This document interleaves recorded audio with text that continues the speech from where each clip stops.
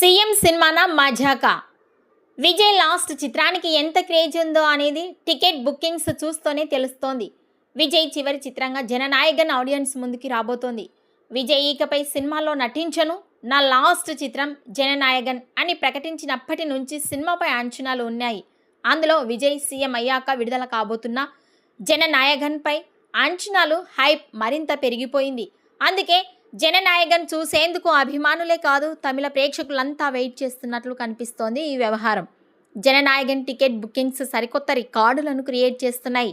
విజయ్, పూజా హెగ్డే, మమితా బైజు కలయికలలో తెరకెక్కిన జననాయగన్ చిత్రం ఈ నెల 23న ప్రేక్షకుల ముందుకు రాబోతోంది. ఎలాంటి ప్రమోషన్స్ లేకుండా జననాయగన్ బుకింగ్స్ ఓపెన్ చేయగానే టికెట్స్ ఆట్ కేకుల్లా అమ్ముడుపోతున్నాయి.